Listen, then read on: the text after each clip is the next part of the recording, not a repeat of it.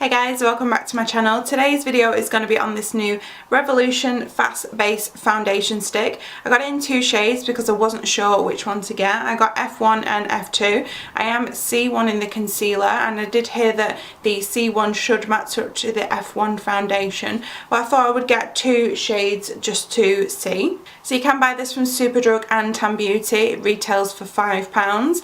It will be in Superdrug stores and in Ulta by the end of March. We're now at the beginning of March. So when this foundation was originally about on social media, it did kind of say a coverage. I think it said light medium, but now when I've looked on the website, it doesn't say anything about the coverage. All it says is an easy to apply stick formula, melts into skin, blending seamlessly to leave a fresh and dewy finish. Twist up, swipe on and blend out with your fingers, a beauty sponge or your favourite foundation brush. It does also say that you can use other colours to contour as well, which is pretty cool.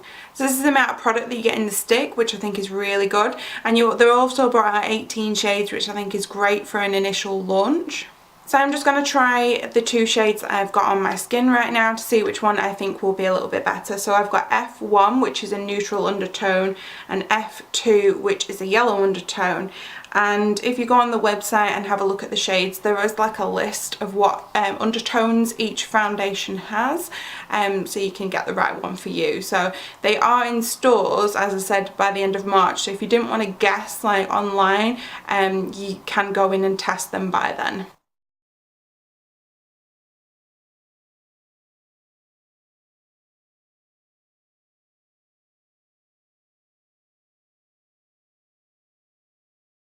So I don't know how well you can see, but I've got the F1 here and the F2 here.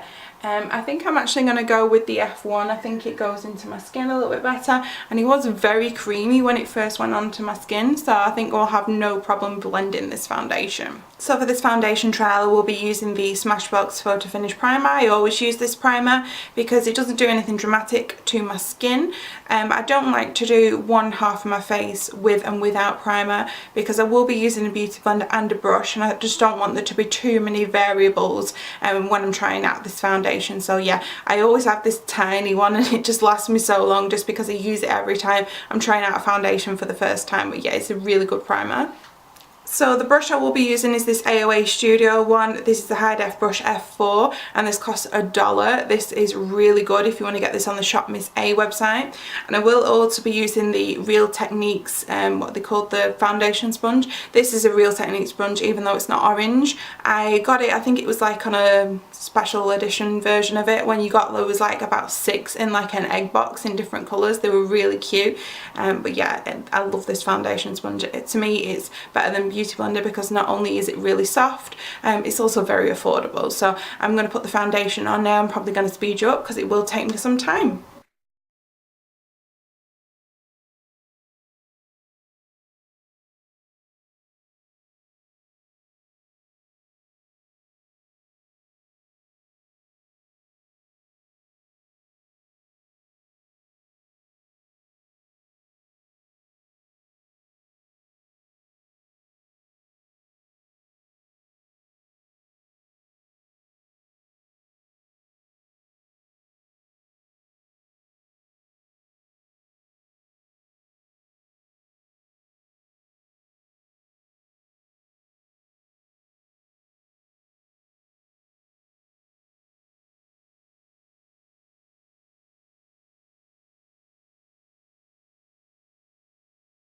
Okay, so I don't know how well you will be able to see, but I have applied this side of my face with the brush and this side with the Beauty Blender. Now, I did think, you know, I would enjoy the brush better just because I do prefer to use brushes for foundation sticks. They just work better for me. And I do think with this side of my face, I have got more coverage than this side of my face. But I do think that with the sponge it did blend out really nicely. It's just I think the sponge absorbed quite a lot, because have a look at the sponge. There's a lot of product on there, so I personally will, when I'm using this foundation again, because it's given me such a lovely coverage, I will be using a brush. So that's what I would recommend. I'm going to use the C1 concealer now, and just to finish the eyes a little bit.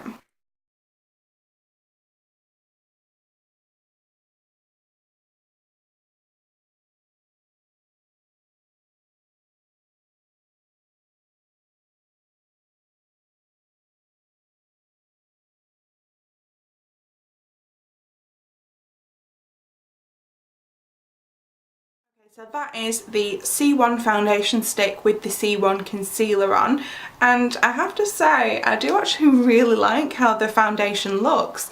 I'm not usually a fan of like a dewy finish foundation, but it's not overly dewy, it's more like a natural finish.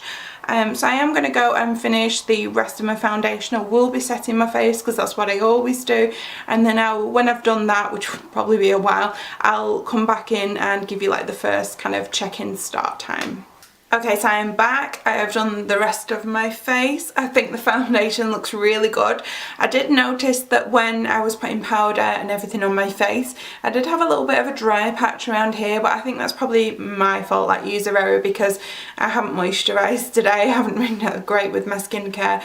So yeah, the time is now 11:45, so that is the first check-in point, and if anyone cares, I'm wearing the Shine XO Remix palette on my eyes again today. I absolutely love this palette. It blends so well and so great. The pigmentation's great on it. So yeah, first check-in, 11:45. I will be back later on to show you how the foundation is worn, but I think it looks really good actually. I wasn't sure what to expect from this foundation, but yeah, I think it looks lovely.